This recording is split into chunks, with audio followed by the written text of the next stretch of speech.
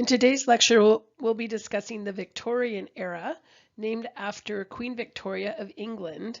And this was during a time of unprecedented expansion of the British Empire. And eventually they came to control a quarter of the world's population and a third of its land during this period. So the Victorian reign of Queen Victoria will have a major influence on design. Another major influence will be new technologies in communication. So there'll be new print material available in magazine publications and other types of household and interior design type of instruction books, such as one by Thomas Hope, which we'll be discussing, one by Edith Wharton, and these will greatly influence people's desire for certain types of design in their home. And then also during this time is the Industrial Revolution. So new technology advances will enable the middle class, first will enable an emerging middle class, and that middle class will be able to increase their prosperity and invest in their home and the decor. So we'll see a huge flood of cheap mass-produced types of household items, making them more accessible to people who couldn't have afforded them before, in different types of furniture and decorative arts, accessories, fabrics, and so forth. And a bare room was considered to show a lack of taste. So the Victorian interiors will appear very, very cluttered compared to our modern sensibility. But again, this was thought to be essential for a home in good taste at this time. Here you're witnessing a musical salon of the mid-1800s, and these were times where people started to expand their opportunities in their leisure hours. So you'll see much more attendance at things like museums. People start collecting natural history items, such as having butterfly collections or collections of pressed flowers. People will write poetry. It's a time of great artistic expression. But this is also a time of Western imperialism because the British Empire had spread out and conquered so many different areas. There was a huge suppression of indigenous cultures. There was many deplorable human rights conditions going on for other cultures during this time.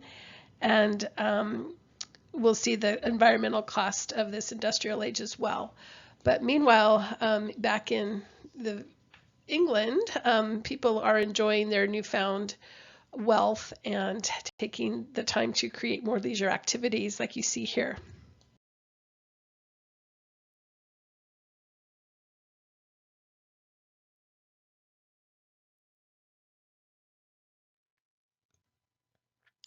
What you're seeing here is one of the first steam piston engines, and this follows an earlier version from 1712. People were tinkering with this design for several decades, but the invention of this type of engine helped literally power this new industrial age. So there were several consequences of that. One is it increased a demand for coal. Coal mining became a large endeavor, and because of the coal soot from the engines, there became a great problem with environmental air quality. So bad that, for example, the soot from the coal would mix with the London fog, and the plants in London were stunted in their growth because of this poor air quality. And of course, you can imagine how that affected the people as well. This also, though, enabled more advanced ways to get raw materials to manufacturing centers. Then they used these steam piston engines to increase efficiency in manufacturing of different goods, and more different types of goods were produced. And then the steam engine also enabled new types of transportation to get those goods out to market. So this was a major turn in world history with the invention of these technologies.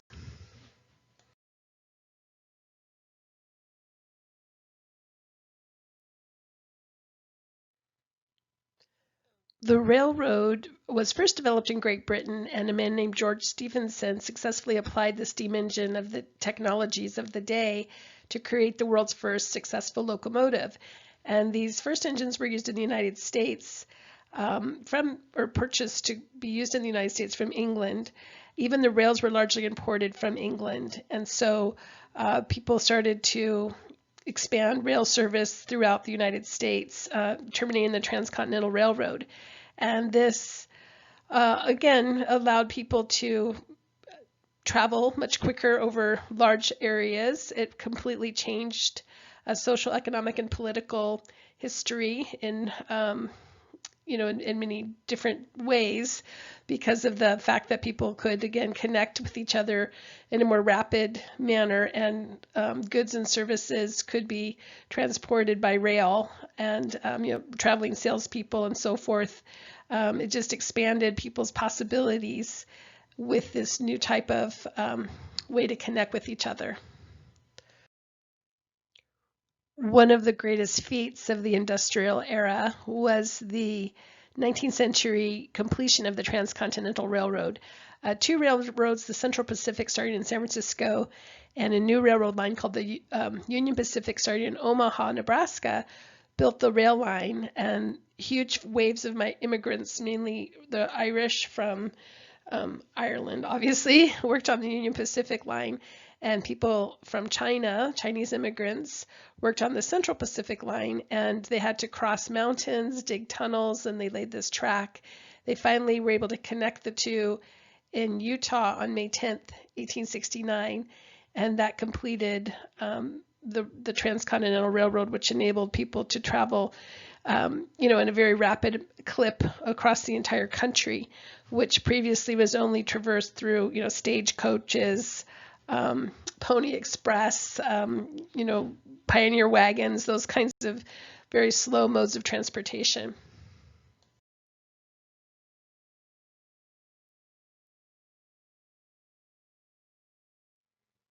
One of the big forces in the Industrial Revolution were the textile industries. And textile production went from being what they call a cottage industry, where people, working out of their home, weaving cloth and so forth, were producing small amounts of goods, to a mass-produced situation where the goods were produced by new inventions that help speed up production. And unfortunately, this also led to deplorable working conditions. So textile workers working on these new mechanized looms, it was very, very noisy. The hours were long, and it was somewhat hazardous, which will also be something we're going to talk about more coming up. But another offshoot of the textile industry, as far as creating issues environmentally, was the fact that they were using artificial dyes. So these were causing things like rivers to be, running bright red. And of course, that would create a big ecological disaster for the river habitat with loss of fish and so forth. And so this also led to the first environmental laws, realizing that, these kinds of impacts of technology can have a big impact to our natural world as well.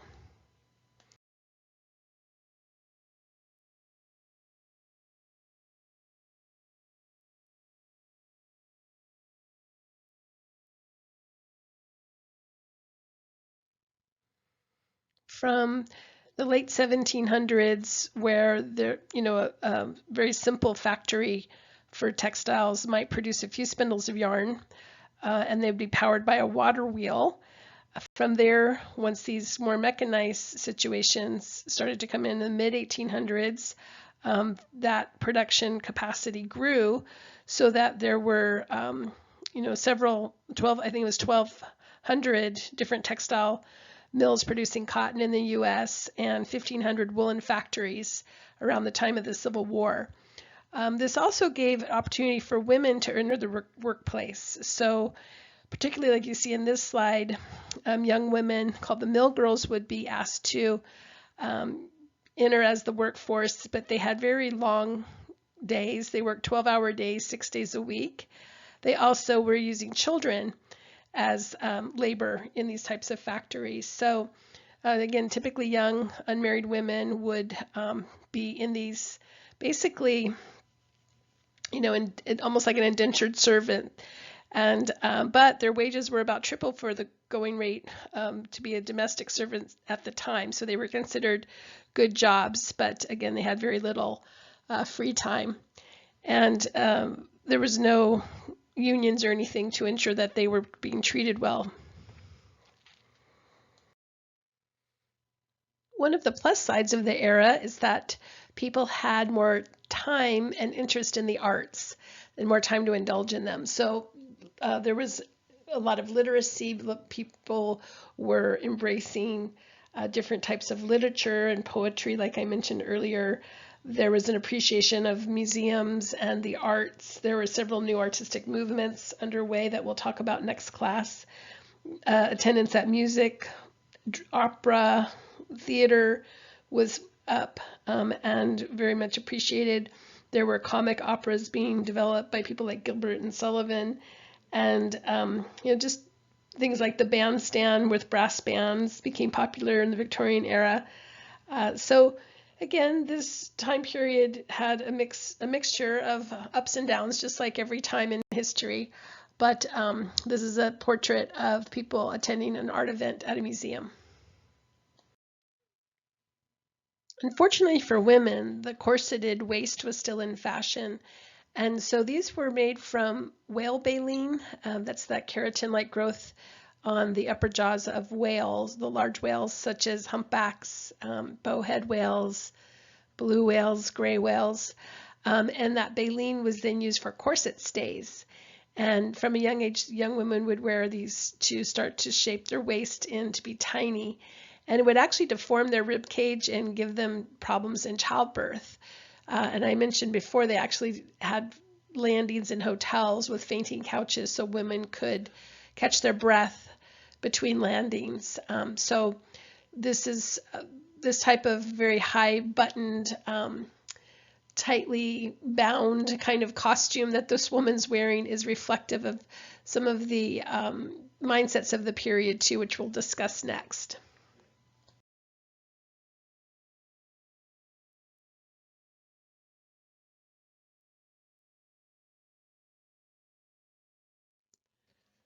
Another incredible invention of the time was the daguerreotype, developed between 1839 and 1860. It was the first successful form of photography. So they took copper plates coated with silver oxide, exposed them to light in the camera, and then they put mercury vapor on them to fix them with salt. So this new form of reproducing what a person looked like would enable people for the first time in history to see a portrait of a loved one at a low cost.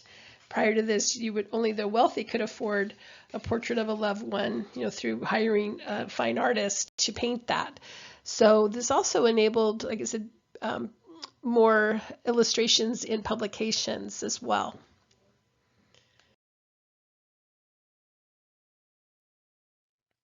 This is the British monarch, Victoria, who gives the name to this age. She had a very long reign. She was queen from 1837 to 1901, and she was the granddaughter of George III. She married her first cousin, Prince Albert, who was a German prince from her mother's side, and their 9 children married into noble families all across Europe. So she is considered, quote unquote, the grandmother of Europe because of her ties to different royal houses. She also set the tone for this era. She and Albert were socially, I would say, liberal in some respects. For instance, they were trying to work toward the abolition of slavery. They worked hard to pass the Factory Act, where children between the ages of 13 and 18 were limited to working 10-hour shifts a day. Doesn't sound too humane to us, but I guess that was better than what was going on before. There were workhouses for people who had no money that could go there and work in exchange for food and a bed, or what they would call a debtor's prison, where if you had debt, you had to go to this, basically a workhouse again, and work off your debt before you would be freed. They also they were trying to make those situations more humane. They also had an Education Act which made school compulsory for children ages 5 to 10. There was a big issue with homeless children running the streets. due to the fact that a lot of times now their parents were both working and there was no compulsory school. So again, the kids were left unsupervised. During this time, also people flooded the cities looking for work. And like I said, there was many homeless children, so there were unfortunate child labor kind of situations going on. And a huge increase in this population created a lot of slums in the city. So there were up to 30 people per room living in London.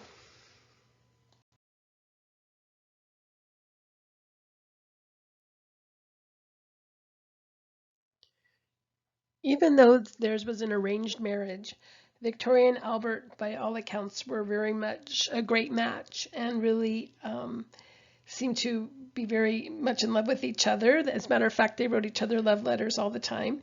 There's a large collection of them in the Royal Archives. And they both worked toward advancing social causes. Like I said, Albert was very involved in working toward the abolition of slavery throughout Europe. At a speech he made to the Society for the Extinction of the Slave Trade, he called to abolish slavery, calling it the largest stain upon civilized Europe.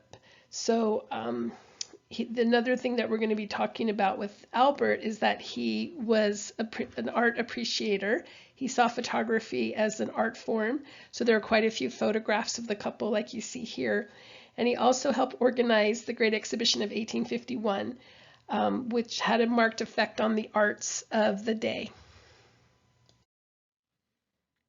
After Albert died at a fairly young age of typhoid fever, Victoria never got over his passing. So she lived another 40 years, and she lived out the remaining years of her life in perpetual mourning, always wearing black, like you see in this portrait.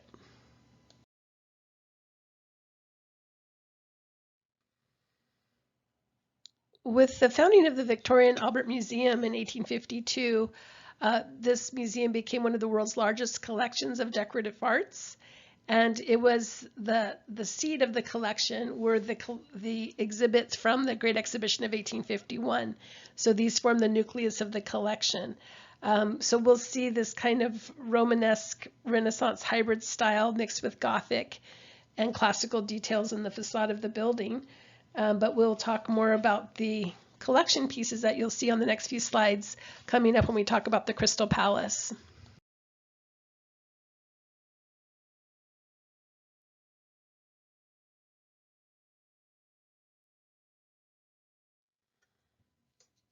Unlike now, where we have all kinds of mass media and social platforms to share ideas, the way people shared ideas in this era was through putting on exhibitions. And so they would put on these large scale events to showcase some of the finest inventions and innovations coming out of that particular country, or to highlight eras of the past. And so it almost became a competition between different cities. You can see the French put on an exhibition in 1844. In response to that, the British wanted to put on their own exhibition in 1851. And then you can see Paris puts on several more. And those exhibitions of 1889 and 1900 in particular in Paris are going to have a huge impact to decorative arts and architecture and design. And then you can see that even here in San Diego, we had our Panama Exposition in 1915 that celebrated the opening of the Panama Canal and formed the basis for our now current Balboa Park.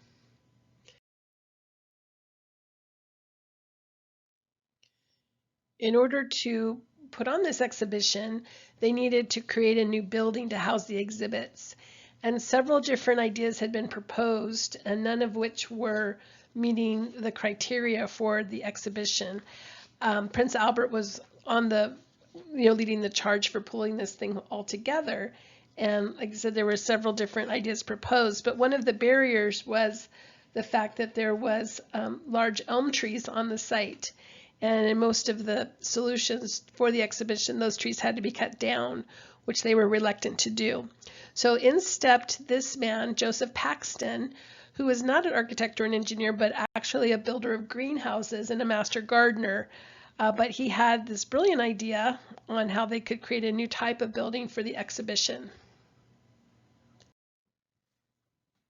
Joseph Paxton was made head gardener of Chatsworth House. Chatsworth is one of the estates that we studied earlier, owned by the Duke of Devonshire. And the Duke made him the head gardener of Chatsworth House at age 20, or Chatsworth. And so he was using these innovative prefab iron and glass greenhouses to house the enormous plant collections that the Duke had. So I think I mentioned that during the time of Josephine also, it became quite fashionable for people to try to collect a lot of exotic species of plants that, from the Amazonian River basin or other, far-flung parts of the world that wouldn't normally grow in cold England. So they had to create these greenhouses to be able to have these tropical plants survive.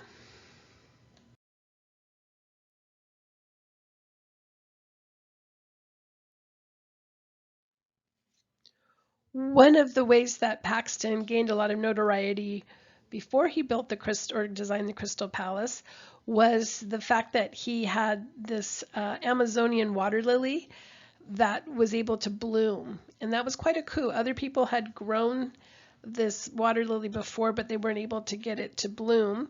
And so he studied the water lily. You see a illustration from the London News here from 1840 showing Annie Paxton, who was 6 years old at the time, standing on one of the lily pads, which are about 6 feet across.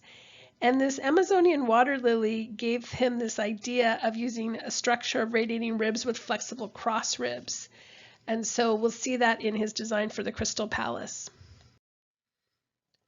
During a meeting for another thing altogether, Paxton was seen doodling on what they call blotting paper. So this is the kind of paper they would put down on wooden desks so that ink blots wouldn't stain the wood. And what he was doing was he was designing what was going to become the first prefabricated building in the world. So this was his submission for the Crystal Palace design. There previously had been 246 designs which had been rejected, and Paxton had this idea. He only had 9 days to develop it and submit it to the committee, and it was thought to be a brilliant design solution because they could basically, he built a huge greenhouse and they could keep the elm trees intact and just build the building around them. So this sketch is now in the Victoria and Albert Museum. It's one of the historic conceptual sketches of the day. So once they published this design, it was basically universally acclaimed. You can see here they're using prefabricated panes of glass, and there's 293,000 of them to build this building using an iron structure. So housed in the building was 900,000 square feet of exhibit space from 14,000 different exhibitors from around the world. Again, these modular glass panes were 10 inches wide by 49 inches long, and it took about 9 months to finalize the plans, manufacture the parts, and erect the building. So basically, it's a huge barrel vault across the transept, which again encloses those elm trees.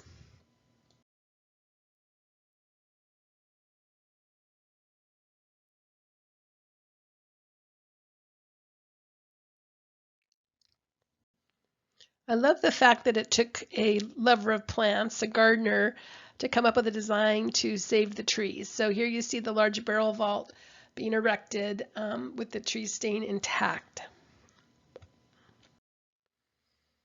There was ingenious cooling systems being used, basically with passive cooling, because there were louvers on all the glass panels on the outer walls, and the floorboards are 9 inches wide with gaps in between, which allowed cool air to rise up from the ground and then push the hot air up through the louvers, which is an early example again of passive cooling systems that are still in use today.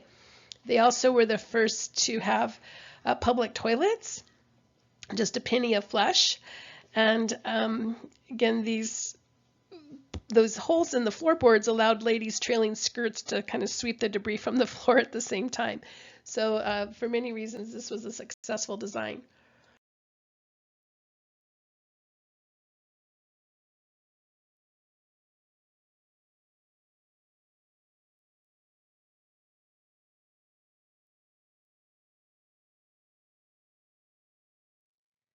So you might have noted the sculpture court from the Victoria and Albert Museum with those white sculptures, and notice them here in this illustration. So again, the collection in the Victoria and Albert Museum started from taking some of the pieces shown here in the Crystal Palace over and creating a museum of decorative arts. And so notice again those large floorboards with the gaps. This was a hugely successful endeavor. Many people in the country visited the exhibitions. It was put on from May 1st to October 11th, and again, it was the first of a series of different World's Fairs exhibiting culture and industry, and it was showcasing British technology, machinery, telegraphs, microscopes, barometers, and things like that, but also innovations in decorative arts.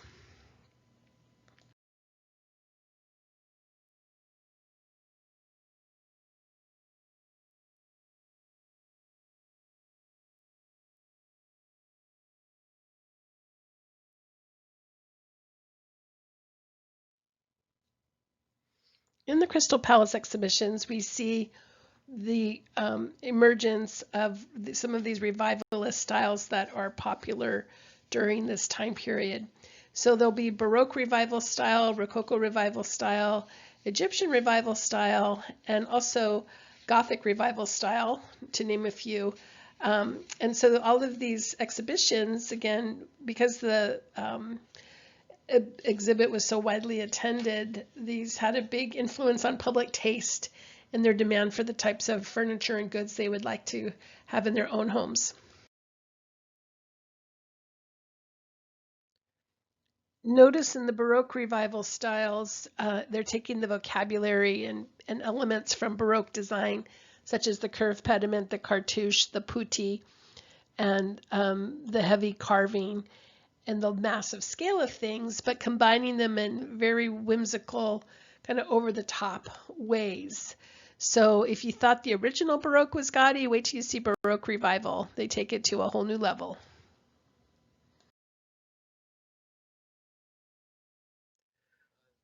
There was also Rococo revival, and you might think, well, weren't we just studying Rococo? How can it be a revival? So revival is like renewing something or revivification, bringing it back. Well, as you can see, it's been 100 years now since the high water mark of Rococo style, which was 1750. And so, you know, this is a bit of time had passed and they had been into more of those neoclassical and Georgian styles. So with the Rococo revival, notice the cabriolet coming back and the curved crest rail of the chairs, but also see how they take it, instead of copying what was done 100 years before, they're giving it this more ornate, decorative effect. Very ornate and very decorative. As I mentioned, Egyptian revival was also still in vogue. Egyptian styles had been in vogue since the French Empire style and the British Regency style from the early 1800s. So all through the 1800s, Egyptian revivalism stayed in the mix, and it will come back in a big way also in the 1920s through the discovery of Tutankhamun's tomb. This was the time when people started to really amass collections in their house. So knickknacks like this were very much in demand and mass produced. And they were usually kind of transferware patterns. Remember I said they were almost like a sticker that's applied to the form of the object to create these decorative patterns. But people will design furniture to house these large collections they have of different ceramics, glassware, etc.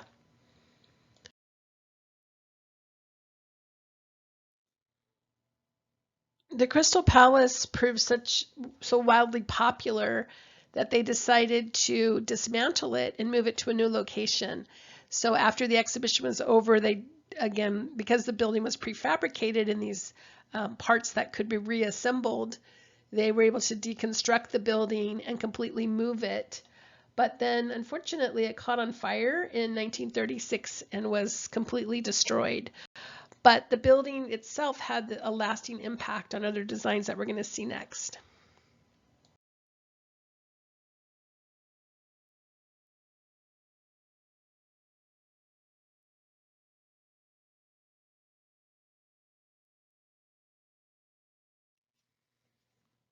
Inspired by the Crystal Palace were new designs such as this one. This is Galleria Vittorio Emanuele II, named after the leader of Italy at the time. And it's one of the world's oldest shopping malls, basically. So if you ever wondered why a shopping mall is called a galleria, it's a mall with under enclosed glass. So notice they took a block here in Milan that connects the Duomo, or the church, with La Scala, the opera house, and they used 4 barrel vaults surrounding a large dome to enclose these blocks of the city. So this was designed in 1865 to 1868, and again, this was the world's first enclosed shopping mall, or shopping district, I should say. So if you look through that large barrel vaulted arch, you can see the entranceway to the Galleria. And that's, again, connecting those couple of blocks into that cross section with the domed transept.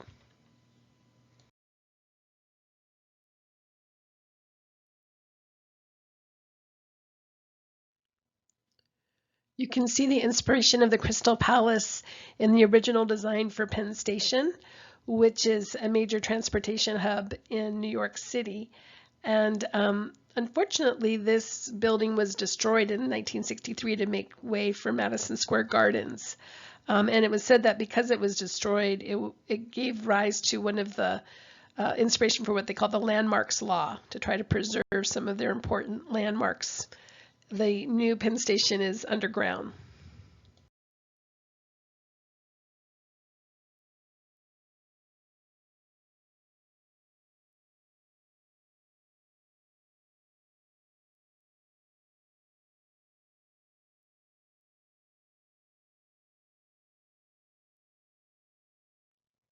One of the important things exhibited at the Great Exhibition of 1851 was what they call steam bent wood furniture. And this was a breakthrough in using light, strong wood bent into curved, graceful shapes with hot steam. And these chairs were displayed by a German maker named Michael Tonett. He's German-Austrian. A lot of times people will see this name on the next slide and they'll pronounce it Thonet, but in fact it's Tonett. So when you have bent wood technology, it's you're using a combination of heat and moisture. The wood becomes soft and flexible, and then they put it in clamps that hold the shape, typically using ash or beech wood. And this enabled chairs to be mass produced for the first time.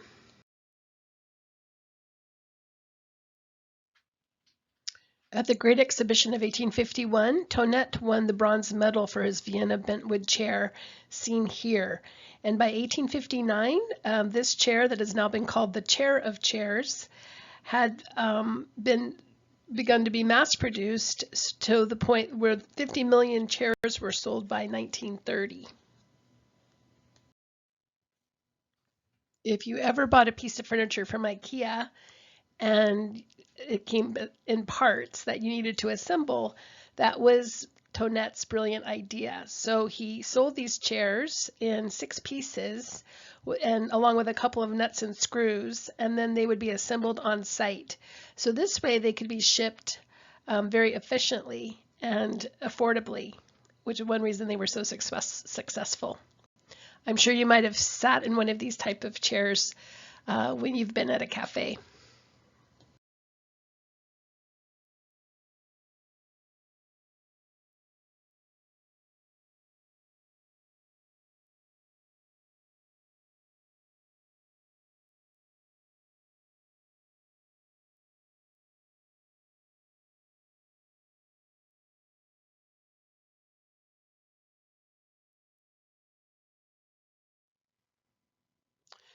To be clear, bentwood chairs were invented long before Tonett. As a matter of fact, people had been experimenting with bentwood technology for at least 2 centuries before Tonett was even born, but he perfected the process, which makes the wood easier to bend and allows for mass production.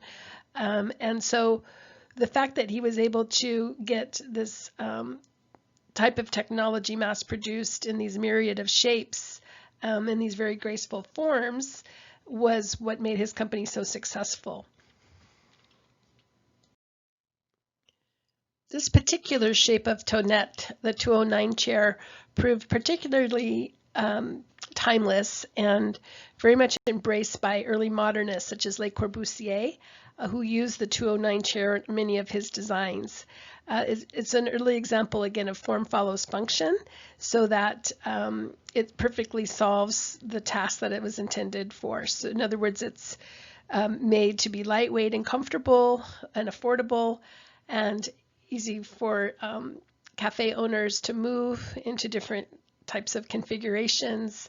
And again, the fact that it was produced in this knockdown situation made it more affordable for the masses as well. But when you have a good shape like this one in the 209, just the elegant lines of the chair has made it withstand the test of time and become a modern classic.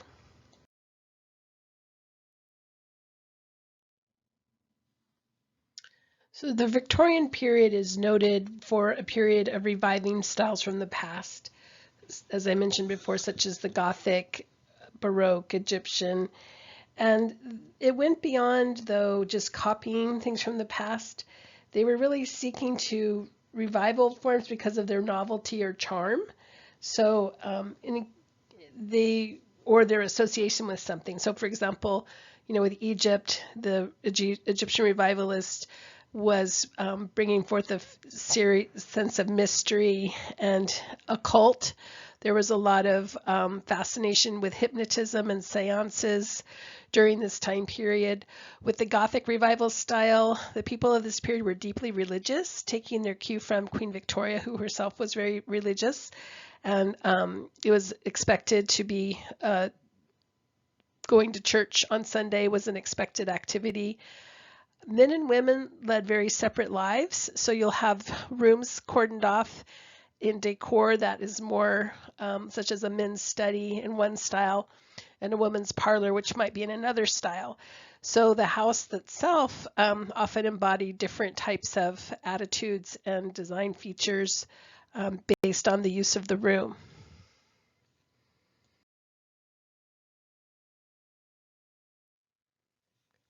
A key architect working in America in revivalist styles is H.H. Richardson, and he's considered one of the big three of American early architecture, along with Frank Lloyd Wright and Louis Sullivan. He trained at Paris at the École des Beaux-Arts and also at Harvard, and he is known for doing Romanesque revivalism, which includes things like heavy walls, rough face stones, rounded arches, towers. It's a very muscular and bold style. So we'll see here exemplified in one of his famous buildings, Trinity Church in Boston. Richardson is considered and often referred to as the first American architect of note. Instead of, what that means is that he was the first to design in a style not copying Palladio, to create something entirely new. And what he was trying to create was melting pot architecture, meaning combining French Romanesque and Gothic with modified touches of the Greek cross format in this particular church. Exemplifies blending together of all these different styles, and that was referencing the blending together of all the different cultures coming to America. So this was built in 1877, and it's considered one of the 10 most significant buildings in the U.S. by the AIA. The interior has this very dynamic Byzantine revival style that you'll see on the next slide.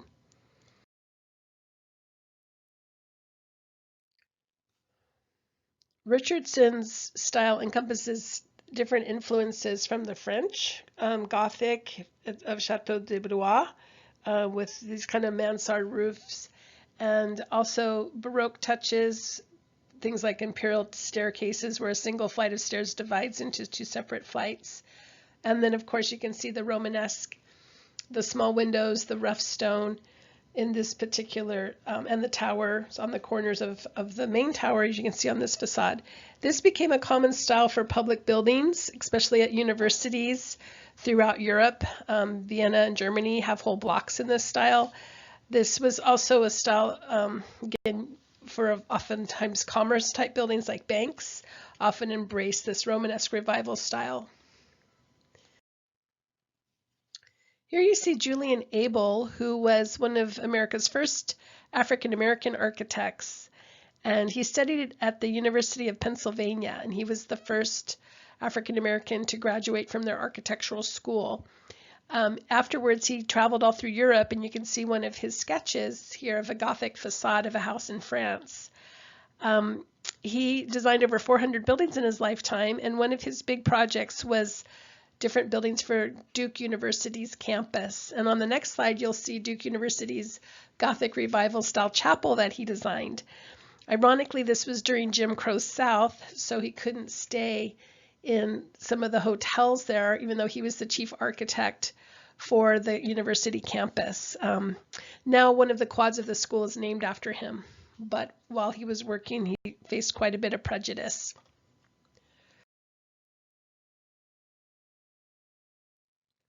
One of the leaders of Gothic Revival style, and really a pioneer of this style, is this man, Augustus Pugin, who was responsible for designing the interior design of the new addition to Parliament that was made to look like Westminster Palace.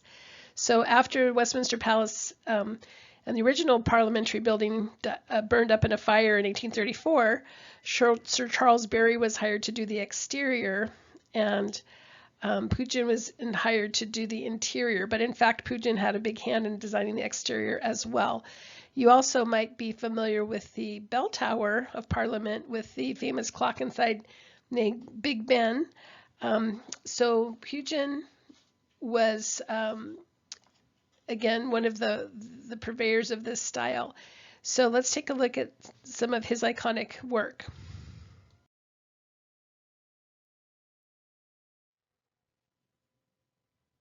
Notice the perpendicular Gothic style is being recreated here in the facade of the Houses of Parliament and in the clock tower, which houses Big Ben.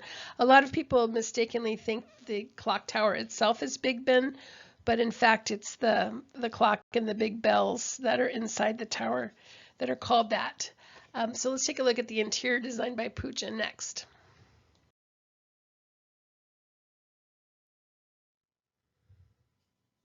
Pugin's two great rules for design were, number one, there should be no features about a building which are not necessary for convenience, construction, or propriety. So very similar to the Vitruvian rules of having something be solid, useful, and beautiful, and well made. And then two, all ornamentation should consist of the essential construction of the building, which is an early form of that idea of form follows function, right? So these ideas would influence the next movement we're going to talk about, which is the arts and crafts movement. During this period in design history, there was what was going on, what they called the Battle of the Styles, because there was this very big push towards Gothic revivalism and kind of this romantic, picturesque movement alongside the neoclassical Greek revival movement. So they were saying there's a rival of styles between the Gothic and the Greek. Pugin thought that for church design, anyway, that the Gothic was most appropriate. He felt the Gothic kind of equaled Christian decor. So he designed what we now would think as a Christian church would look like in England, Ireland, Australia, and then we'll see in more government buildings the embrace of that Greek revival style. Another person working in Gothic revival style, designing many Gothic chapels and churches, and as a matter of fact, one of the most prolific architects in the UK with over 800 buildings designed by him, is Sir George Gilbert Scott. And you can see later he goes beyond Gothic to different types of revival styles, but in this time period he's working in this Gothic revival on both the exterior, seen here, and the interior, which you'll see on the next slide.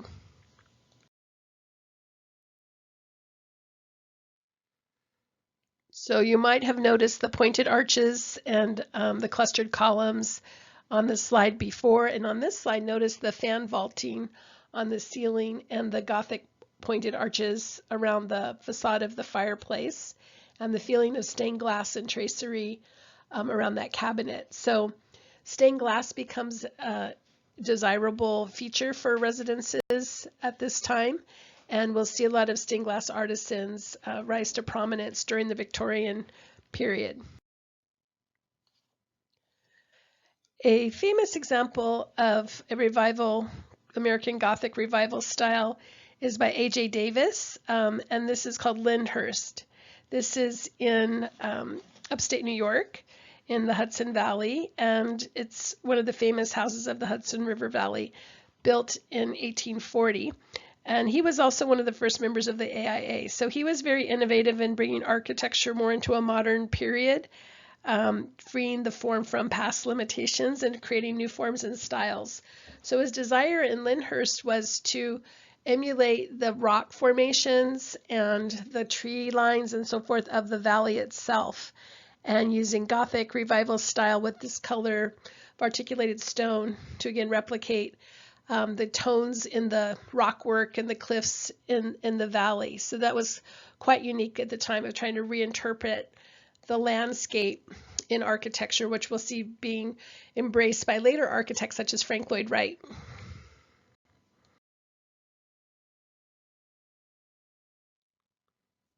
On this slide for the interior of Lyndhurst, notice the Gothic tracery translated into the wood ribs and decoration on the wall paneling, and the foiled arch over the figurines in the corners.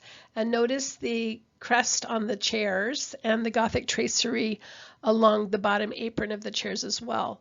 So these are just some of the examples of the Gothic revival style that will be seen in the next few slides. Under the umbrella of Gothic revival falls sort of a Tudor revival style as well. So notice the Tudor arch on this particular fireplace designed by Pugin, and the heraldry, the two lions holding up the shield.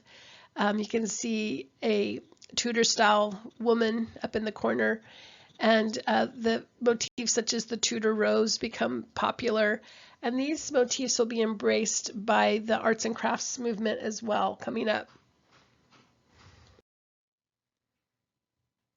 The Gothic revival furniture is based on the Gothic style of architecture, and it was used to complement the architecture. So you'll see the revival of these kind of tracery patterns on the back, the use of the quatrefoil and trefoil shapes that we saw in the Gothic facades of the past, intricate carvings on the chairs and the beds, heavy wood finished in dark stains, and the use of dark wood such as rosewood and walnut, and some oak.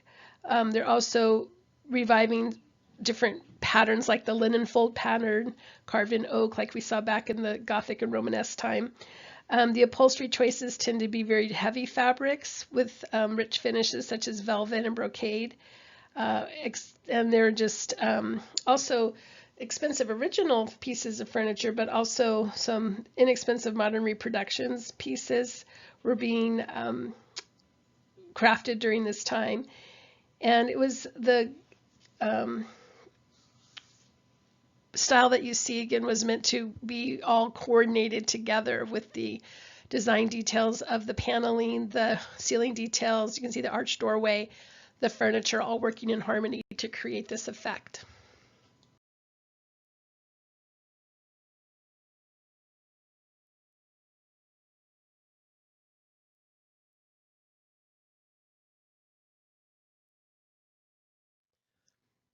So what you might have noticed on the last few slides then in the china hutch and the chairs and the console table, the use of the architectural elements like the arcade with the white console table, the arcade of pointed arches, or the appearance of a roofline on the top of the Gothic revival cabinet, meant to again emulate the churches. And then we see this table by Pugin, which is a little bit more Tudor and Elizabethan in its inspiration. Notice the flat strap work patterns in the carving and the heavy hardware and the more simple lines of the piece, which emulates more that Tudor Elizabethan style. On this desk by Pugin, you can see that linen fold paneling with the quarter sawn oak. And these details, again, will be influencing the British arts and crafts movement, and then also the American craftsman movement that we'll see coming up toward the end of the century and the beginning of the 20th century. Concurrently to these revival styles was, again, the picturesque style, and exemplified by people like William Burgess, who was an English architect and designer, and working in a Gothic style, but really having a social agenda with the design too. They were believing that medieval times were more ideal socially for people. So they were working off this idea of restoring sort of a utopian past.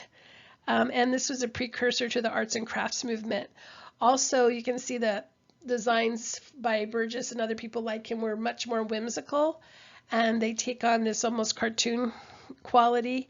Again, it's this very romanticized view of medieval times that you're seeing in these picturesque designs of the cabinet and the facade up on the top of the slide. William Burgess was one of the notable architects working in this Gothic revival style and taking it to a more extraordinary fantasy level.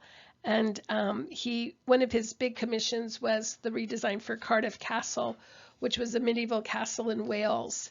And he was seeking to bring back the social values of the medieval past, which they considered a more utopian ideal. And this was a precursor to the arts and crafts movement. So for Cardiff Castle, which he worked on from about 1865 to 1875, he designed a very fanciful clock tower. And then you can see on the interiors these very fantasy-like facades for the fireplace and some of the other details. And you can notice the medieval characters and so forth. And it was thought that perhaps some of the Disney designers used this as inspiration for some of the illustrations of their animated fairy tales. Speaking of Disney, one of the inspirations for Walt Disney and his Sleeping Beauty castle at Disneyland was this structure called Neuschwanstein Castle in Bavaria, southern Germany, in a Romanesque revival style. And this was built in 1869 and between 1869 and 1892 for Mad King Ludwig II. So he was called Mad King Ludwig because he was taking romanticism to the extreme. He'd wander around writing poems and singing songs, and he was found drowned in that lake, I think, in the background. But it's this eclectic mix of Romanesque, Gothic, and Byzantine. Another interesting historical fact about Neuschwanstein Castle is that it served as a storage site for plundered art by the Nazis. So you might not be aware that during World War II, the Nazis went around, stole art off the walls of people's homes they sent off to concentration camps, but also they stole art out of museums. And Hitler wanted to create a huge art museum, and he had all the art, had them stash all this art in different places during the war. So Neuschwanstein was one of the places. They also stored a lot of art in salt mines. And if you're interested in that chapter in history, there's a good movie called Monuments Men that explains it. But it's interesting. I've been to this castle. The outside is very detailed. The inside's almost bare. It never really was completed after King Ludwig died. Notice the patterns that you might have remembered from the medieval times or the Tudor times or the heraldry. So you can see the flattened Tudoresque style rose and the fleur-de-lis in the wall cover and textile patterns of this time period.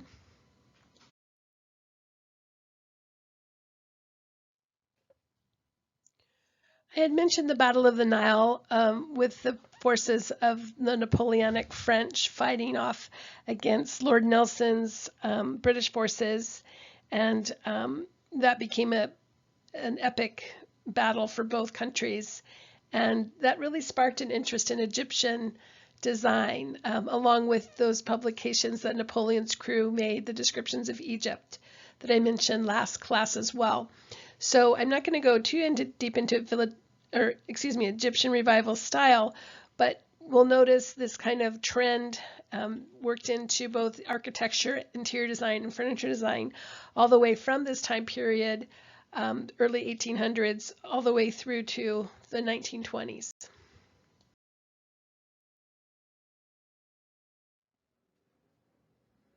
Just as we saw the Gothic revivalists taking designs of the past and stylizing them and then exaggerating them and making them more of a fantasy, we see the same thing with the Egyptian revival style. So notice on this hall, this museum in London, they're emulating that Egyptian pylon entrance to the tombs. They're using the Egyptian cornice shape at the top of the building. But notice the statues of the pharaohs are kind of exaggerated and cartoonish. We do have the closed lotus capitals on the columns. But generally, these revival styles take things from the past again and make them more into a novelty versus trying to do a faithful recreation of what was in the past.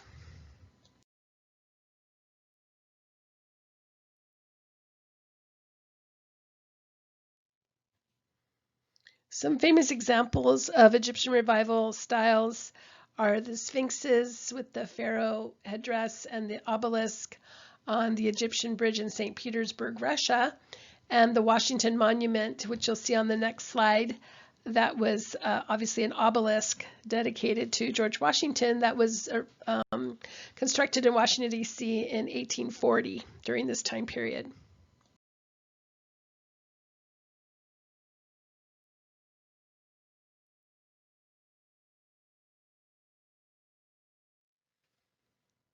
If you'll recall the Egyptian revival styles in the French Empire motifs of the early 1800s, we'll see those revived later in the Victorian period. Things such as the use of sphinxes, pharaoh heads, lion paw feet, and notice those details in this table in the center of the room. The other thing about Victorian interiors is there's a marked sense of eclecticism, meaning different furniture pieces can be different styles. So we have a Renaissance revival chair, which I'll talk about more in a minute, sitting next to it, an Egyptian revival table. One of the notable team of designers, they were brothers, Gustav and Christian Herter, from Germany. They're German immigrants working in America in these revivalist styles, based out of New York, and they did furniture and upholstery as well as interior design. So they were working in Renaissance, Gothic, Greek, and Egyptian revival style, as well as Anglo-Japanese. They designed the Red Room of the White House, the Vanderbilt's mansion, and they were really associated with what we call the Gilded Age with these types of furniture. So what makes this Egyptian revival is you can see the wings of Horus, the Sphinx figure, but also the black ebonized treatment of the wood.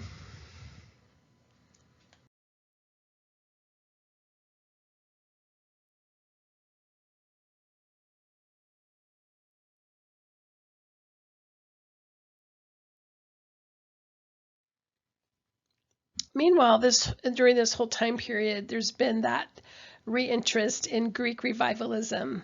Remember, started in the 1750s in the Georgian style and continuing through this period. And one of the people that made that popular for residential design is this architect, Asher Benjamin, who worked in that federal style that we talked about, Samuel McIntyre, that New England style that has the shutters and so forth. But this Greek revival style spread to the Midwest and the South via these books of plans. And this is one of Asher Benjamin's books with illustrations of different styles of houses called The Practical House Carpenter. So this is one of the first pattern books written by an American architect, in this case in 1830. And it was showing the federal style and these Greek revival style houses that then people used throughout the country to build new residences and neighborhoods.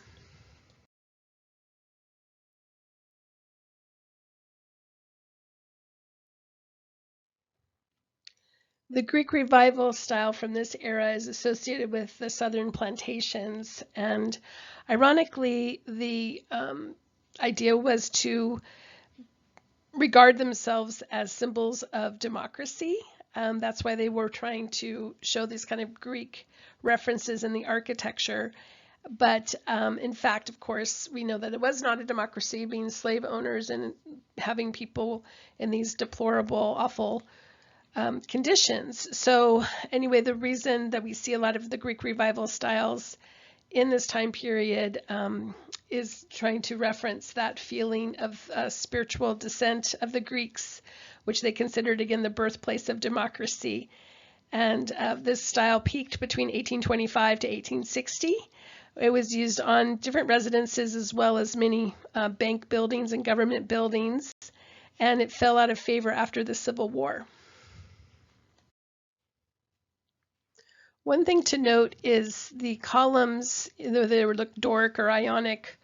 In this case, it's more Tuscan, but they are made from wood. So instead of using stone, like the original Greek columns, these houses, in the most part, are wood frame construction. This slide shows the tragic irony of these designs that were meant to emulate the Greeks and Romans' classical past and the ideas of democracy and the Roman Republic. Meanwhile, all of that being perpetuated on the backs of other human beings. So I find this slide very sad and ironic to see all of the beautiful architecture as the backdrop to this horrible scene.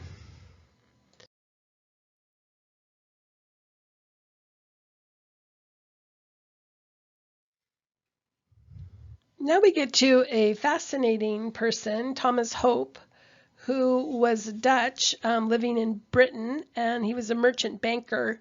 His family had great wealth from their banking, and they had amassed a huge collection of art and precious gems. You might have heard of the Hope diamond. Again, that's part of their collection.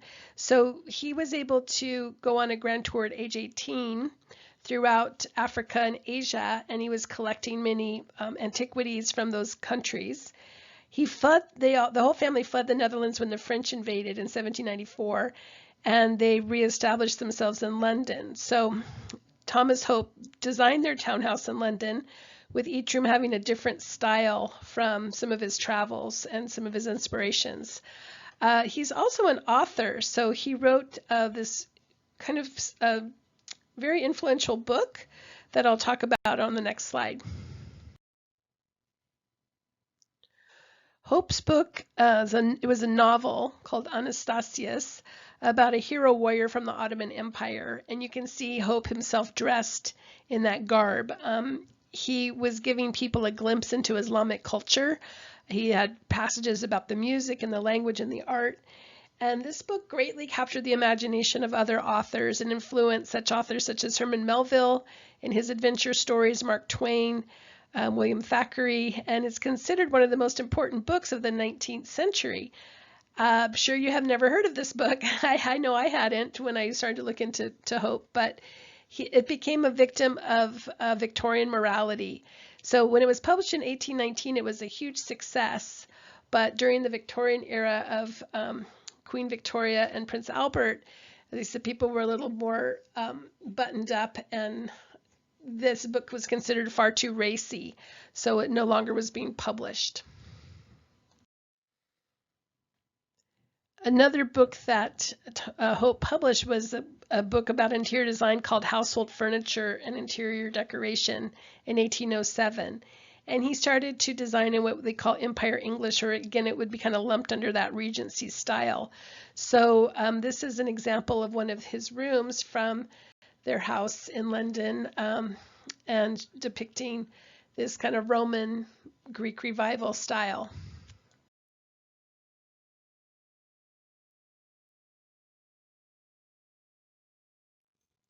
This is a different room from their townhouse, a recreation of it anyway, and this is their Egyptian revival style.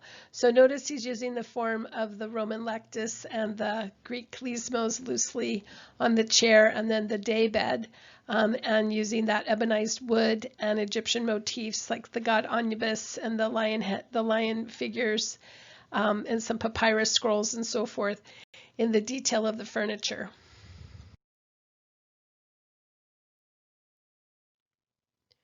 When you look at the detail, again, you can see the Greek influence in the scroll work and that kind of palmette shape, the Egyptian with the scarab and the lion, the falcon-headed god Horus and the jackal-headed god Anubis in the Greek rosettes. So it's that Regency style in England would be called French Empire in France and throughout other areas of the world where they're taking a little bit of this and a little bit of that and from those different classical cultures from antiquity and combining them together in these very fanciful ways.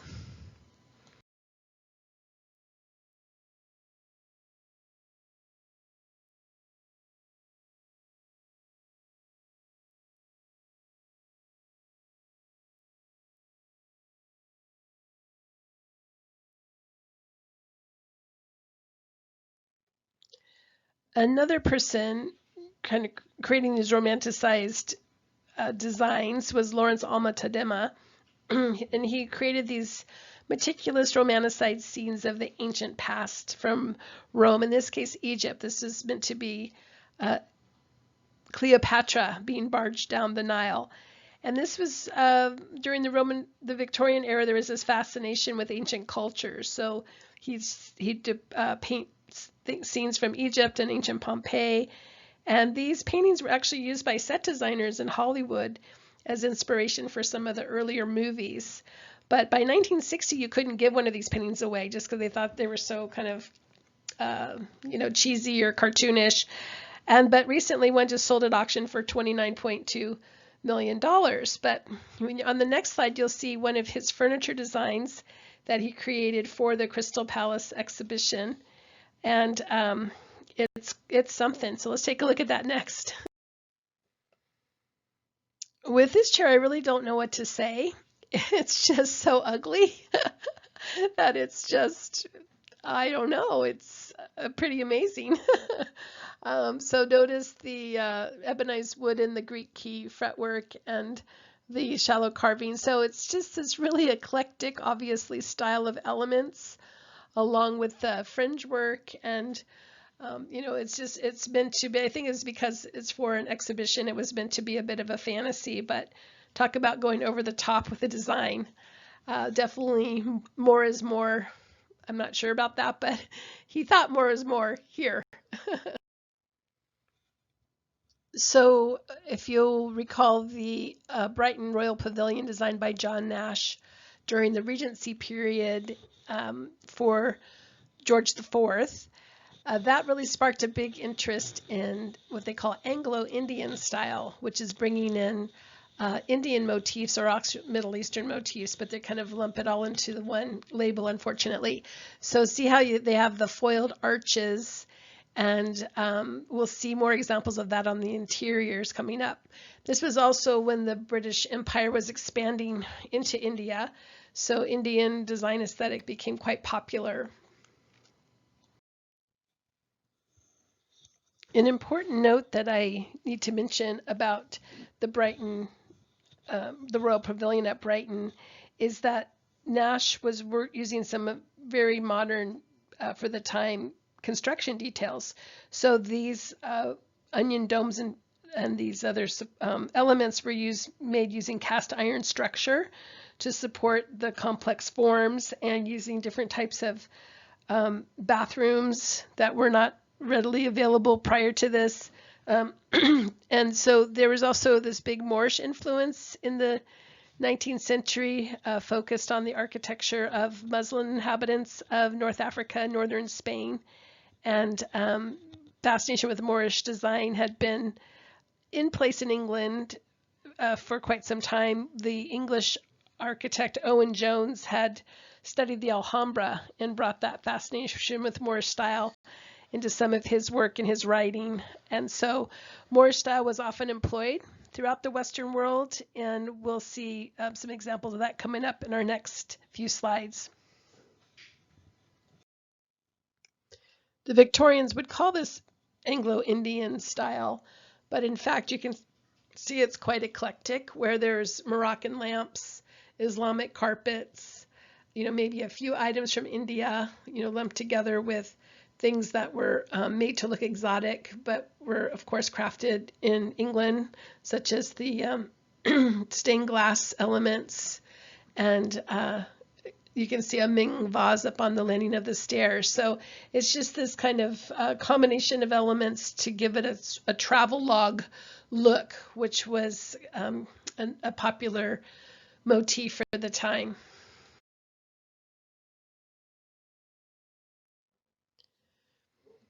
The Anglo-Indian style was often used for gentlemen's studies because, again, it implied someone who was well-traveled, well-educated, worldly, and embracing, liberally minded, embracing of other cultures. So this became a popular motif. This is on the set of the Sherlock Holmes movie, but very typical of a gentleman's study of the era, where you'd have this eclectic mix of pieces. You can see that Moroccan table and other pieces from someone's travels, in this case a fantasy travel, but that was the idea. And then on the next slide you'll see a Moroccan table also. Those styles of tables stayed very popular and still are popular today.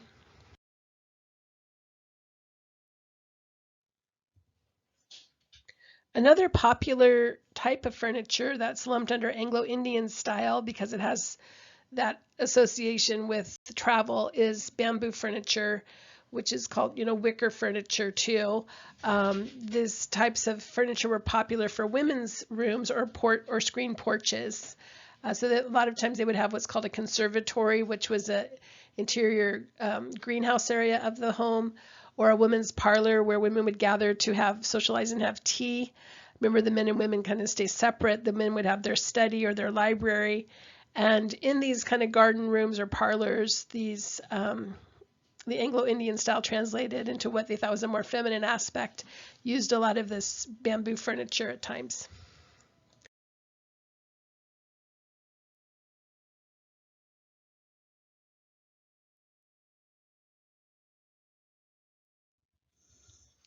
As I mentioned on the previous slide, men and women led very separate lives, and gentlemen would spend time in their club, and they would have, clubs that were men only, and women weren't allowed to go in. And a common motif for these style of clubs was called Renaissance Revival. And these were 19th century buildings that were using the Italian Renaissance as model. And so we'll see some examples of that on the next few slides. One of the preeminent architects working in this kind of Renaissance Revival style was Richard Morris Hunt, and he was one of the people that founded the AIA, or the American Institute of Architects. He also was the first American to attend the École des Beaux-Arts in Paris, which was one of the most notable design schools of the day, it still is. And this very much influenced what they call Beaux-Arts style in this time period in Europe and America. He was the first person to design an apartment building for Manhattan, so that obviously had a profound effect. He designed the pedestal for the Statue of Liberty, and he also established architecture as a professional job that needed to be paid and clients' wishes to be followed. So prior to this, architecture was considered more of a hobby and not a true profession. One of his important clients was the Vanderbilt family, and they were a family that amassed great wealth through railroads and shipping. And you can see that reflected in their little beach cottage here called the Breakers. And this is in that Italian Renaissance Revival Beaux-Arts style. And you can see located in Newport, Rhode Island. So this is their summer cottage, built with 5 levels and completely fireproof. They wanted no wood used in the building because their first summer cottage had burned down. So there's one innovation in this building is that it's a steel frame construction, and the use of brick, concrete, and limestone makes it completely fireproof. So you can see the Italian Baroque touches in the very tall, double high pilasters with the Corinthian capitals, the cartouches over the Roman barrel vaulted arches, the festoons, the angel figures, the moldings. And just this very grand, large scale, of this two-story foyer is in that Renaissance Revival style. The Vanderbilt's great wealth was made from the efforts of this person, Cornelius Vanderbilt, who started as a boy providing ferry service on a small sailing vessel between Staten Island and Manhattan. And he was the youngest ferryman of that, sailing that route. So the other ferrymen called him the Commodore, which was a nickname that stuck. He ended up continuing with this type of ferry service, and then he parlayed that into shipping and then into railroads. So because railroads were just getting laid all over the country, he made a huge amount of wealth. So some of the things that you might have heard of, like Vanderbilt University, Grand Central Station, those were projects that were sponsored by Vanderbilt.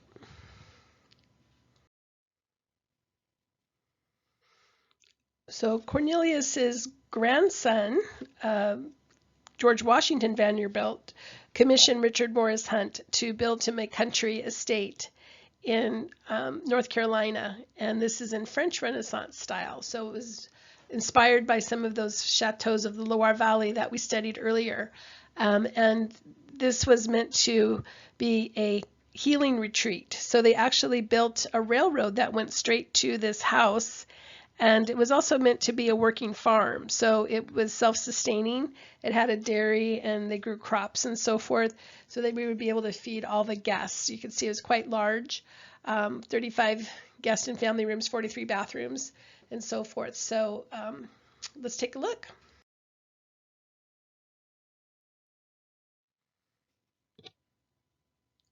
When you see the Great Hall here, you can see that Renaissance Revival style, but it also has those Gothic flourishes of those tall kind of pointed trusses on the ceiling.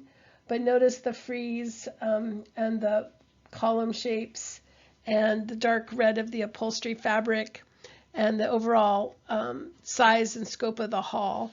And again, this is what they call the Gilded Age, where a lot of people made vast amounts of money in these new emerging technologies like steel and railroads.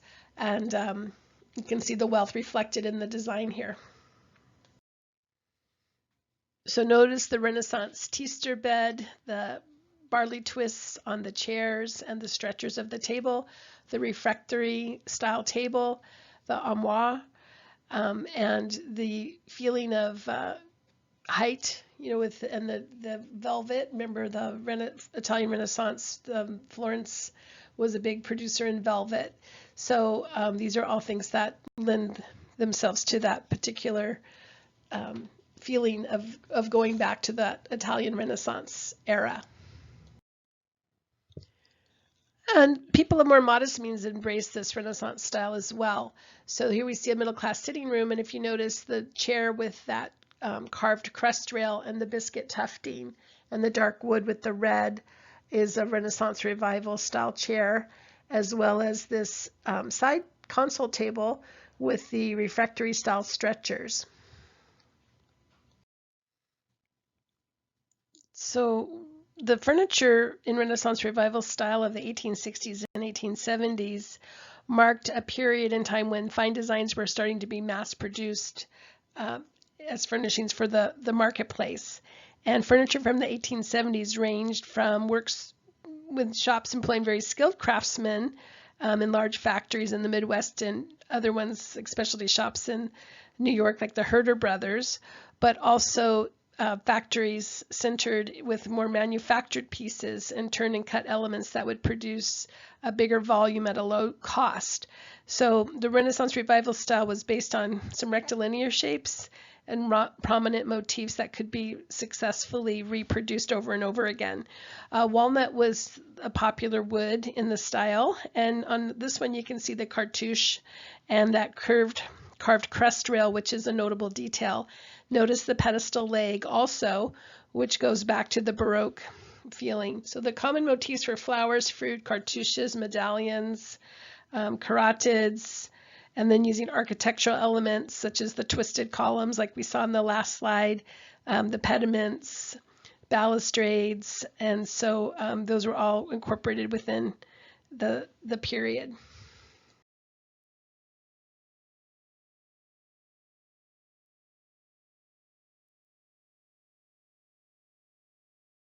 Notice the shape of this table, which is called a Florentine shape, after the type of tables that were popular during the Florentine Renaissance in Italy. So just to get another example of bringing back some of those forms with these larger massive carvings in the crest rails of the chairs, the headboards of the beds, and here on the pedestal of the table, and darker woods are all key pieces of the Italian Renaissance or the Renaissance Revival style. I had mentioned the Herder brothers before, those German immigrants who founded their own furniture and upholstery shop and warehouse. But after the Civil War, they became the most prominent, or actually the first American firm to provide complete interior decoration services. So they designed the furniture and everything that would go in the room, as well as decorative paneling, mantels, walls, ceiling decoration, patterned floors, carpets, and drapes. And you can see in this very decorative, in this case, Renaissance Revival style. They're also incorporating some of the details in the carving that were prominent in the Renaissance. So if you'll recall the Certosina effect, where people would cut out shapes within the base wood and insert ivory or shell in things like the Dante chairs. And you'll see that here in the Herder Brothers details, as well as some of the carving motifs that were visible on the Florentine furniture, such as the Casapanca or the Cassone. So take a closer look at those details, and you'll see the reference back to a Renaissance time period.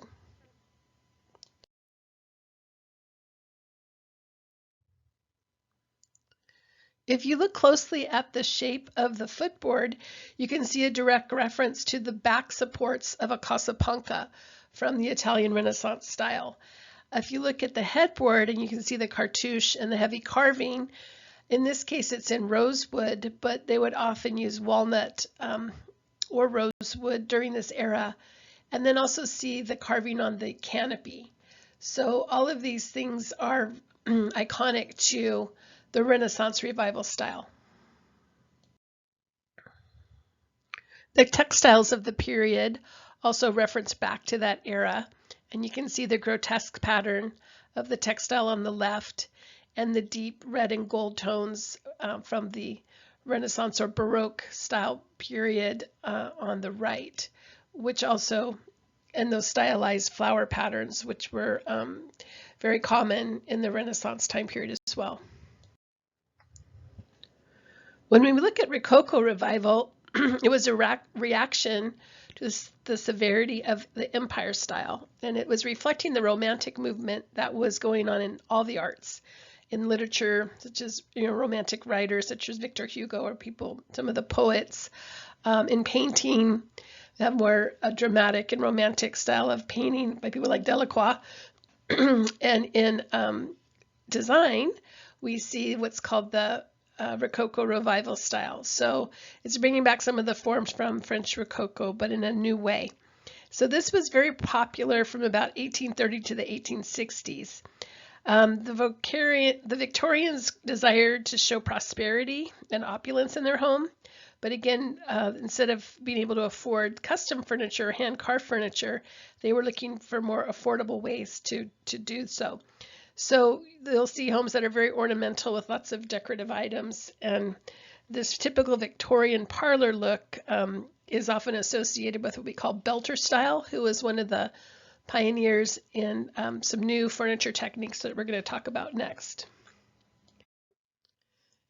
In this illustration of a Rococo Revival room, note the curvilinear forms of the chairs and the settee. There will be scroll carvings in the crest rails of the chairs. Notice the cabriole legs. We see the forms of the chairs again being the bergère and the fauteuil. The use of rosewood, black walnut, and mahogany are all very common woods used during the period. So it's a much heavier look than the original Rococo with deeper colors.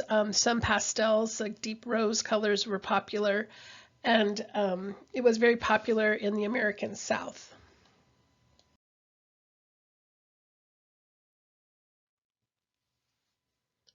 Some of the notable interior design details in the Rococo Revival period would be the use of boiserie again. So you'll see on these illustrations the use of the paneling on the walls. And then also note the use of passementerie, which are the tassels and fringe, and the gatherings and embellishments on the window treatment, which also is harkening back to that era, French Rococo. Here we see one of the key designers from the Rococo Revival style. This is John Henry Belter, who was originally Johann Heinrich Belter, who he immigrated from Germany, and he had traditional Black Forest carving methods that he had been trained in. So if you know the southern Germany, they have that tradition of carving things like cuckoo clocks with those beautiful dimensional details. So he came to America and innovated a new process for laminating rosewood. So what he would do is he would take these 1/16 inch layer of rosewood and lay it down with the grain going one direction, and then laminate the next piece of rosewood with the grain going 90 degrees to that, and do that in many layers that would then be shaped in molds through steam heating and then carved in some areas. So this would enable people to have a very heavily carved looking piece of furniture at an affordable price instead of the entire piece being hand carved like they used to do in France with the menuisiers, carving out the frame of the chairs.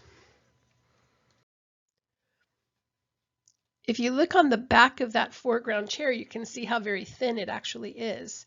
So this is that laminated rosewood that again was created, that shape created by taking the thin wood and pressing it into a mold to create that roundness. And also looking at it on the chairs that are facing us, you can see that heavily carved look on the top crust rails of the chairs and the settee. Another notable detail for the Rococo Revival style, like I said, is the use of the deep rose tones, pinks and reds. Not always, some of the rooms had different color variations, but these were the ones that were most popular. And notice the different kind of curvilinear forms being incorporated into the window treatment, the table, and the little display case, what they call a whatnot shelf, that displayed the porcelain collection off to the left of the piece. So just like in the French Rococo time period, this was designed as a suite of furniture to all harmonize with each other in the room and harmonize with the other interior details.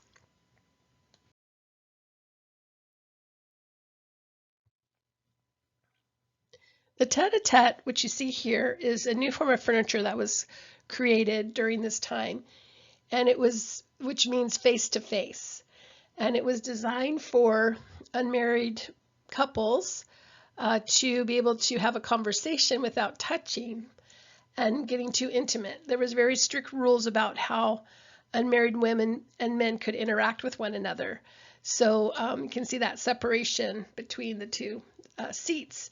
But also it did allow people to have a better face-to-face conversation than trying to sit side by side on a settee. Also, there were very strict rules, such as a woman couldn't get up and cross the room to approach men. She had to be the one, the men had to come over and talk to her. So again, there are very strict, customs during the time, and this furniture reflects that.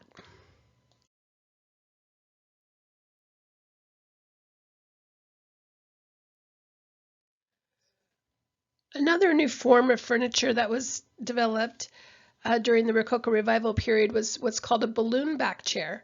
So if you see the shape of the back of the chair and picture a hot air balloon, you can see where that term was derived from. So they come both like this, where they're upholstered and tufted, and also as a side chair where the back is carved.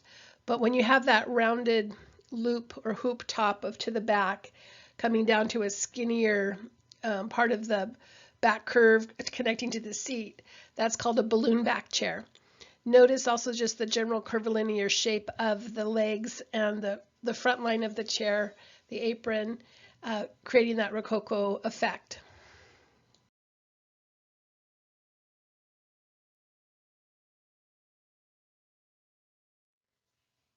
This is the more common form of a balloon back chair that you might have seen, where you have that rounded oval for the top crest rail, and then you can see how that narrows down to where the back meets the back legs of the chair.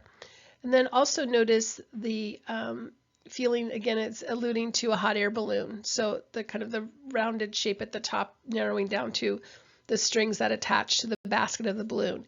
Hot air ballooning had been something that had been invented in the late 1700s, and this chair was inspired by that form.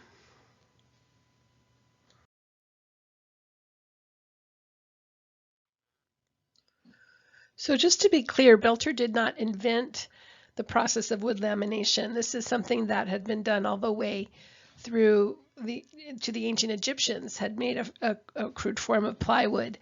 But what was unique about his is that these sheets were so paper thin, and there were so many layers of the rosewood that after it was steamed and bent and heated under pressure in molds, it created these very unique three-dimensional curves, and it also made the pieces incredibly strong. So this very high exaggerated back then was possible to have, good structural integrity, even though it's very thin and tall, like you see here.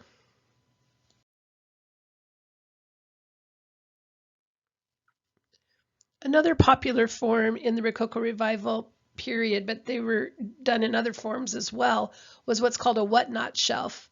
It was a display shelf meant to hold the owner's collections. So as I said before, Victorians believed that you had to have a room full of knickknacks to be in good taste. So there was a high demand for these kind of storage units to display porcelain collections, glass collections, little statues, all different types of items that they might have collected. If they, for example, had gone to the Crystal Palace exposition, they might have souvenir items.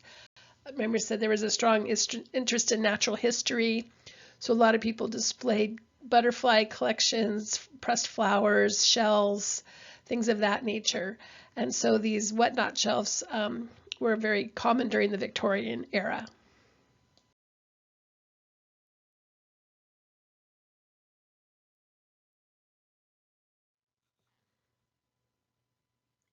Wicker was a popular furniture style in the Victorian era. As you recall, wicker had been used since ancient Egypt and ancient Roman times, even in Europe in the 1700s for things like bassinets for babies. And in the mid-19th century, wicker came to the United States, where it was quickly industrialized and mass-produced. This had this association with being exotic.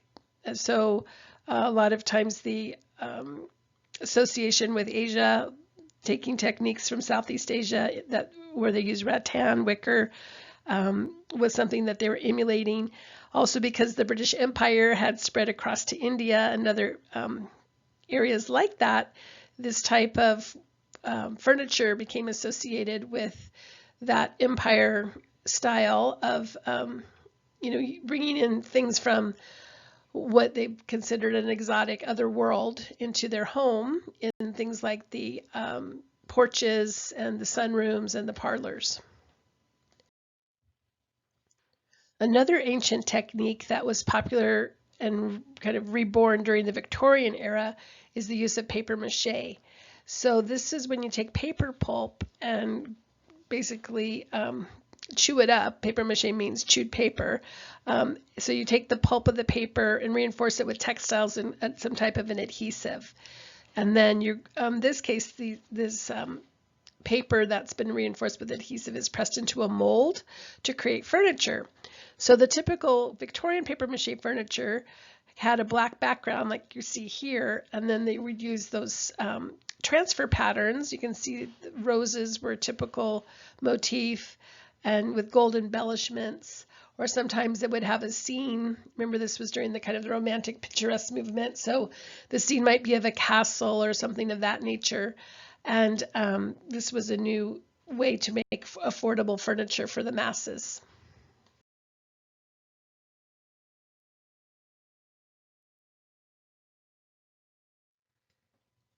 So what's meant by transfer details is that, again, these images would be printed onto basically a sticker and then applied to each piece instead of having each piece hand painted, which would have been a lot higher in cost to do.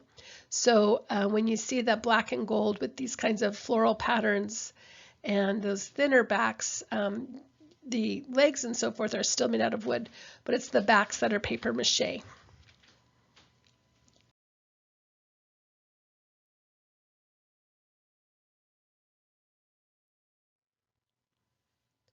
As I said before, collections were important to the Victorians, and so they also applied paper mache to these decorative items for the home, such as trays, boxes, journal covers, and these became other collectibles. So notice on the tray and the box, like I said, this would be an opportunity to show a scene from either a famous painting or a scene that's, and you can see that one looks like it's something exotic with like an oasis with camels and so forth.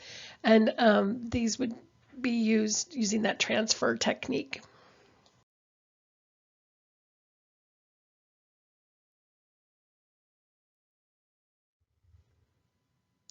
Our next style to discuss is Biedermeier style, which is a transitional period between neoclassicism and romanticism from the early 1800s to the mid 1800s.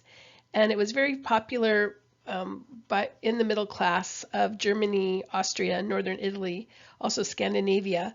And it was following the Napoleonic Wars, so it grew from a period of economic hardship that arose from those wars from about 1825 to 1835. The name actually originally was from this cartoon character that was a symbol of middle class comfort. He was meant to be a comic symbol of that bourgeoisie lifestyle. And the interior design that you'll see does have a big emphasis on family life and private activities. So there'll be the design of different types of secretaries because letter writing was a big activity. There's the use of pianos because they would have soirees or middle class cultural interests were on the rise in both music, writing, dance, poetry, and all of these are reflected in the type of furniture and the type of interiors that you're going to see, which emphasize comfort, native woods instead of imported woods, and simple lines. And these lines are going to influence design styles that we'll be studying in upcoming weeks, such as Vienna Secessionists, Bauhaus, and Art Deco.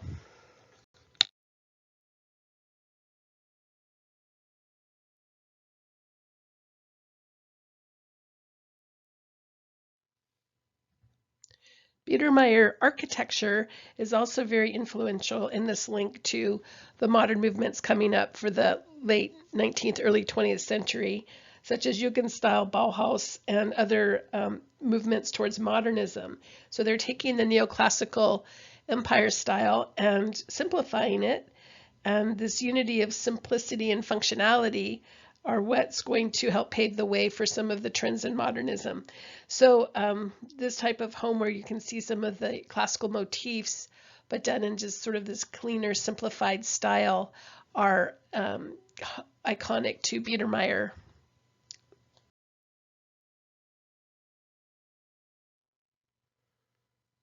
When you look at this Biedermeier interior, you see that emphasis on openness and casual elegance.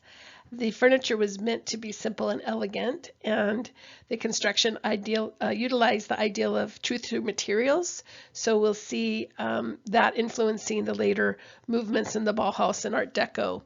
And also just taking the lines from Empire and the Georgian styles and making them bolder and more graphic and simplified as well.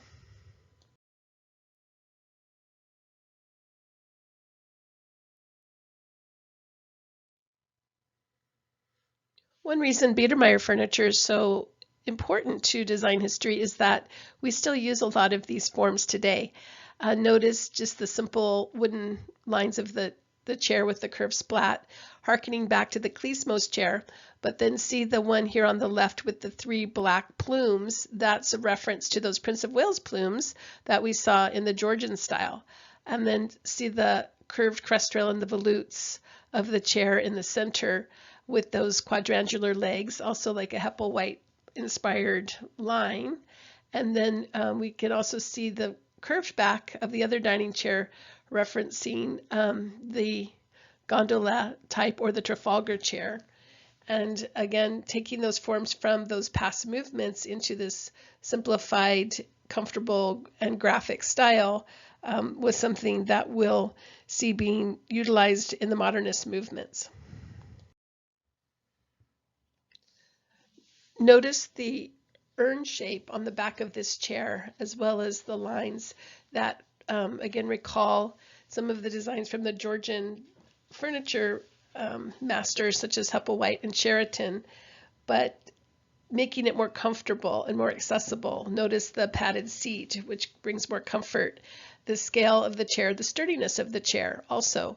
And again, these were made from locally available woods. Mahogany and some of the exotic woods had a heavy import tax on them at this point. So designers looked toward woods that were readily available, such as cherry, ash, and oak. And sometimes they would stain these woods to appear to be mahogany or a different form of wood. But it's this idea of simplified elegance that is influential to the Art Deco movement, and this feeling of seeing the material, the true material, which would also be influential to the arts and crafts movements coming up. Some of the Biedermeier furniture directly references the French Empire-style furniture makers such as Jacob Desmalter, who was the son of Georges Jacob, that notable minutier working for Louis XVI and also in the Directoire style. His son, Jacob Desmalter, worked for Percier and Fontaine, designing furniture for Napoleon in the Empire style. And after Napoleon was overthrown or sent into exile, he had a harder time getting his commission, so his workshop closed down. But some of the key references where we have the wood taking center stage, and then just some embellishments of classical motifs. As you can see, these golden embellishments are typical of Jacob Desmalter's style, and we see some of those utilized in the Biedermeier style also. I don't know who designed this lovely piece, but I really love the lines of it, and you can clearly see the Art Deco designers referencing a piece like this in their creations, with those clean swoops and that kind of exaggerated curve on the pedestal, and the use of the black and the wood graining, harmonizing with that. So we'll see more of this style in the Art Deco movement.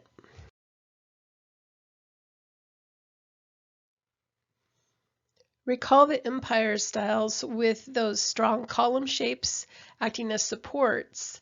And here we see this Biedermeier style using those column shapes and the strong lines of the table. These shapes are also going to be referenced in the 1980s in the postmodern era. So with postmodernism, it was a movement away from the modernism of the earlier part of the 20th century, and they were looking back to some of the classical past, but making these kind of bolder graphic statements with their furniture. So this directly looks like a copy from one of the 1980s pieces, but in fact was created in the 1800s. Innovations in seating were one of probably the greatest contribution of Biedermeier's style. Chairs took on all kinds of new forms, and from things that were very stark and strong lines to something that was very whimsical and curvilinear. So again, you see the left chair referencing those Prince of Wales plumes from Regency style, and then you can see kind of a modified lyre shape like we saw in some of the Georgian furniture, as well as that Trafalgar waterfall effect on the chair to the right. So again, these were these lighter, more portable chairs could be positioned around a room.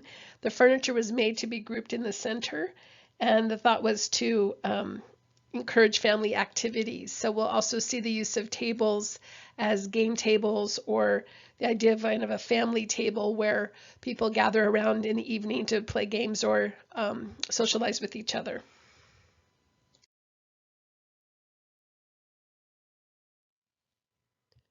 Another important innovation in the Biedermeier style, besides the variety of chair backs, was upgrades to upholstery. So there were new advances in the art of upholstery, such as using metal box springs in the seating surface and creating a more comfortable seat. Joseph Donhauser and his factory were doing a lot of this type of work. And you also notice that the tabletop can tilt up. So this was also because the people would use their rooms in different ways, and the furniture was designed to offer a variety of options for the use of a single room.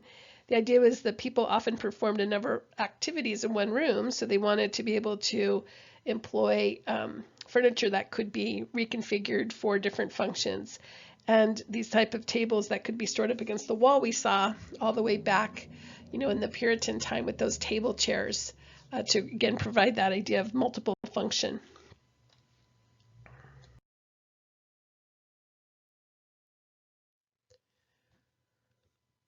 One common misconception, however, is that Biedermeier furniture was produced solely for the middle class, and in fact, originally it was embraced by the aristocrats. So new research overturns that assumption. The aristocrats were rejecting the extravagant ornamentation of the empire style in favor of this more simplified style, utilizing beautiful proportions and simplicity, and also an idea of functionality.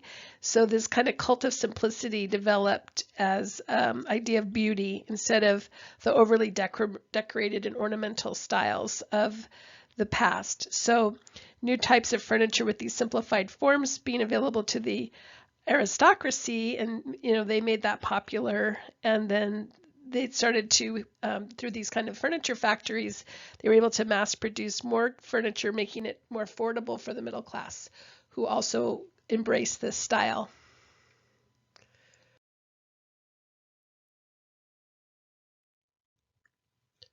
Here you see furniture in the Jacob Desmalter style. Again, the notable furniture designer of the French Empire period, and using those kind of flat fronts on the desk with the columns and the gold ornamentation set against the wood veneer is very common to the Jacob Desmalter style aesthetic. And then notice this is a secretary habitant, which is a writing desk, and writing letters and writing in general was an important activity for people during this time period. A lot of very similar to what kind of the time period we're going through, where they just went through a large period of war, and the idea was to just nest at home and do a lot of home-based activities. The final thought on the Biedermeier style is the fact that some attribute it to be really the birth of modernism, by taking forms and simplifying them down to functional style and stripping away a lot of excess ornamentation. And having truth in materials will be a philosophy that we'll see in the arts and crafts movement. Again, taking form and having form follow function will be a principle we'll see coming up in the Bauhaus movement, and then also some of the stylized motifs of the classical past done in new ways will be something we'll see embraced in the Vienna secessionist movement. So again, this particular style that was born of the early 18 to mid 1800s kind of forecasts all of those trends that are going to be coming up next. Heading back to the United States, another way that middle class functionality was being incorporated was through mail order services. So there was similar to what we have with Amazon today, Sears and Roebuck and Montgomery Ward would provide mail order furniture, home accessories, stoves, furnaces, all kinds of bathtubs, anything that's required for the home, but also the home itself. So we'll see that these new Sears catalog houses were quite popular. On the next slide, you'll see there's over 70,000 of them delivered. And they were also built in parts and knocked down and delivered flat on railway cars. So then they would be assembled on site. So let's take a look at those next.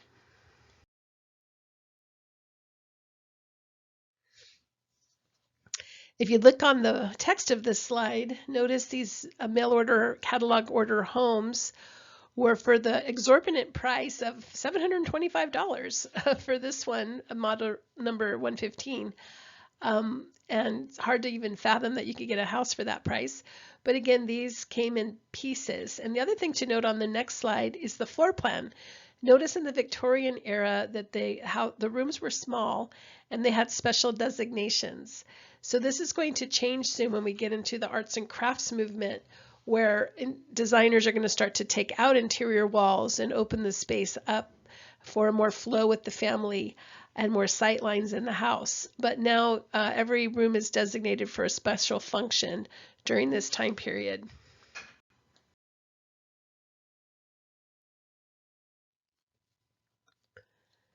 During this time period, there were different styles of American Victorian homes. So the time period we're talking about is from about 1840 to 1900. And we're going to go through some of those variations now. And you might see some of these in our neighborhoods. The first one is called the Italianate style, or the Renaissance Revival style.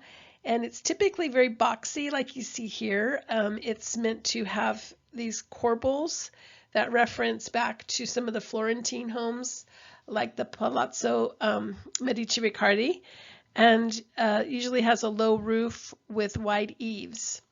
So this is the Renaissance Revival form. When we look at Mansard style, this is French referenced. So if you remember the Mansard roof of Versailles and those designs from the French chateaus, this style of roof where you see the slope going down from the side and the front and kind of joining with a flat top would be considered that referencing back to those French chateaus in this Victorian era.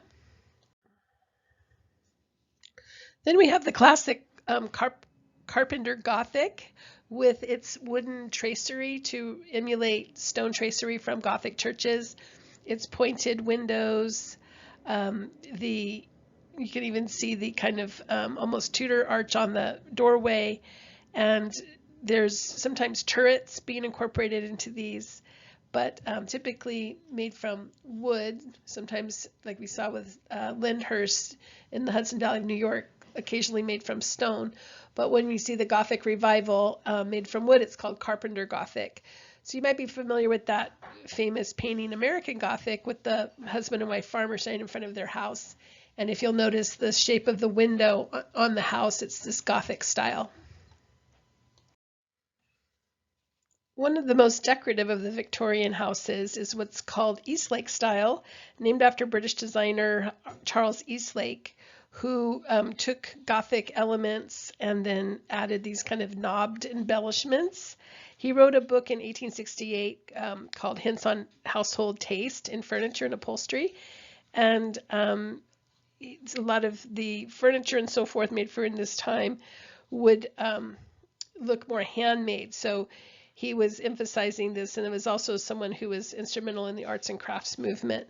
But when you see this kind of facade with these knobby spindles, they also call it kind of a gingerbread Victorian, that's Eastlake style.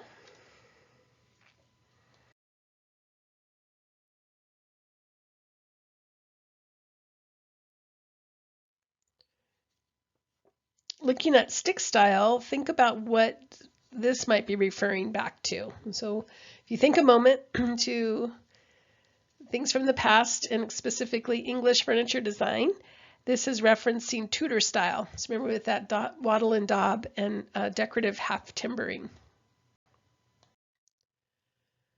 The Queen Anne style is notable for having usually a tower, and they're kind of off center. So they usually have one large tower or a turret and rounded edges quite often. So you can see the rounded curves on the corners and large and deep porches that wrap around the house. So this is Queen Anne's style.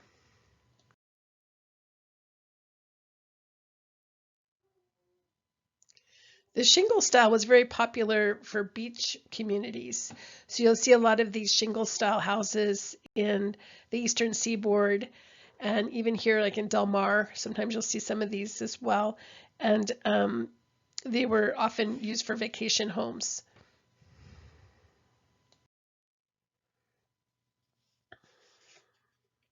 And finally, if you'll remember, Richardson Romanesque, named after H.H. Richardson. These are typically made of rough stone and meant to resemble small castles.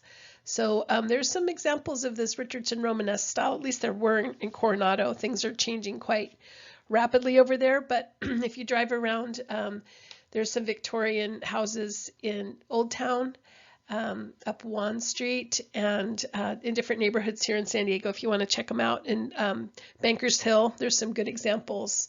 So might be a chance to just drive around and have a little tour from your car. So to wrap up some of the key points for the interiors of a Victorian house, there's a real mix of what they call eclecticism, meaning mixing styles from different modes of revivalism. Egyptian style mixed with Rococo revivalism, mixed with Renaissance revivalism, or touches of Gothic often. And then there's also new technologies. So you can see the gas lamps here. And so that was a big innovation, having gas piped to the house and to be able to create this kind of lighting. And soon the houses will start to have electricity as well. And then the use of stained glass. So that's referencing the Gothic revivalism. Stained glass became a very popular decorative device for interiors. And also notice the Rococo revivalism in the carpet pattern with the scrolls and the flowers. So it's just this kind of mix of elements and influences that you can see in this particular slide that really sums up Victorian style.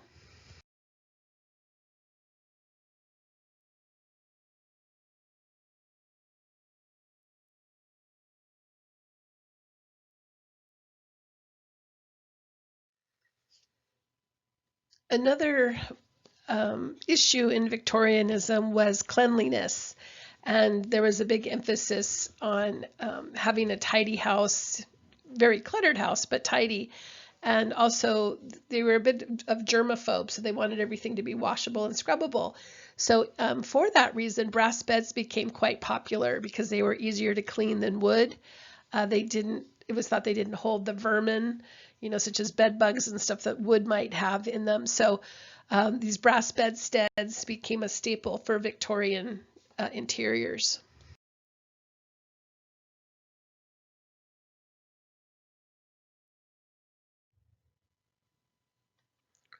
Along with new light sources like gas lighting, there became an opportunity to start to have indoor plumbing.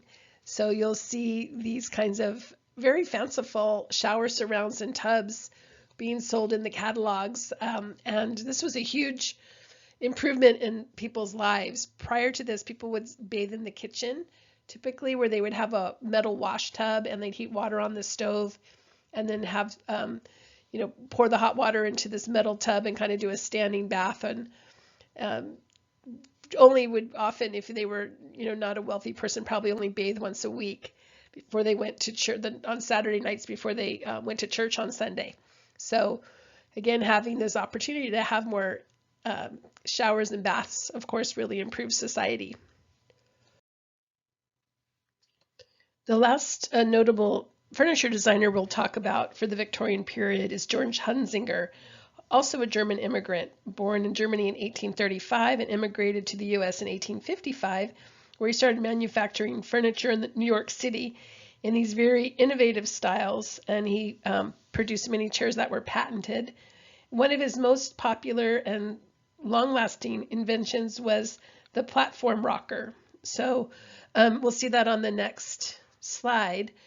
But this one is still being used today for a lot of people that are having babies will get this to rock their newborns. And George Hunsinger invented that, other than the rocker that goes back and forth, where, you know, little ones' toes and so forth can get smashed. So this chair here, he did quite a few of these very decorative chairs for mass seatings and ballrooms.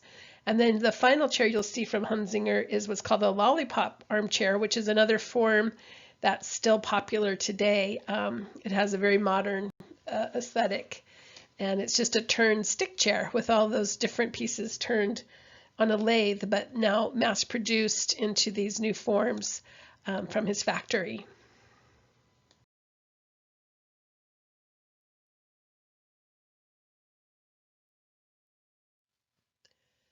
Another example of Victorian's desire for cleanliness comes in this product called Lincrusta, which is a washable, scrubbable wall cover. And this was patented by Frederick Walton, and it's really a type of linoleum. So it's taking linseed oil and wood flour on a paper base and then using steel rollers to emboss different patterns on it, like you see here. And so one of Walton's employees is going to take this idea and expand on it in our next product called Anaglypta.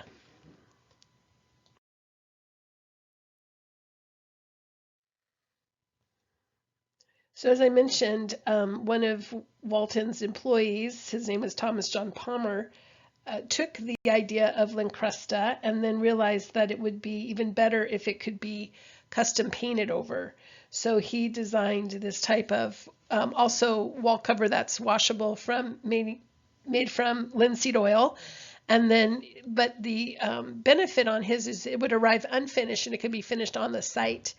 And notice the next two slides, the finishing can make it look kind of like burnished copper. So these were very popular on both wall cover and ceiling panels.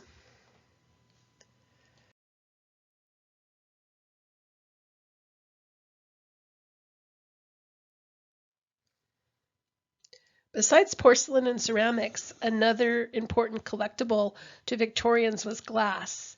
And especially this period from 1850 to 1900 is called the American Brilliant period in cut glass.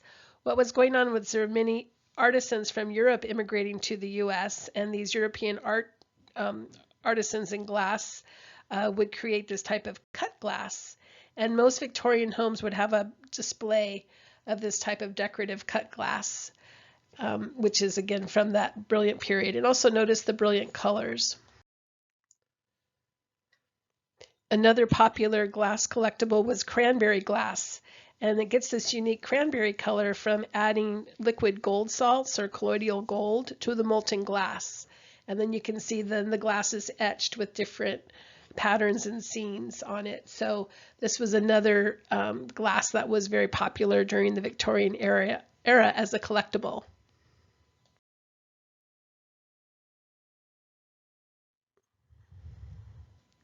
You can see here the collections of the Victorian middle class kind of run amok, where remember they said the room needed to be overly decorated to be in good taste, but it started to get out of hand where there was just so many decorative objects piled up in one room that it was impossible to really appreciate anything in the room.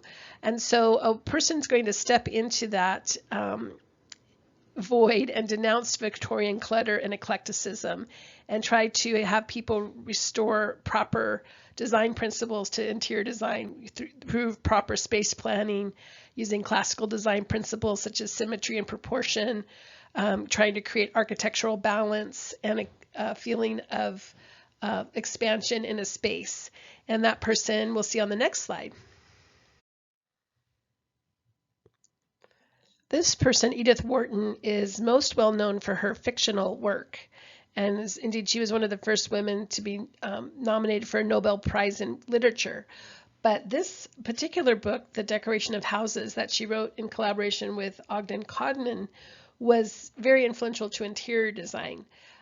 She advocated a new style of interior, getting away from those overstuffed rooms of the Victorians, And she thought rooms like that really weren't comfortable. They became more displays for collection than something that was actually suitable for living in. I think she has a good point.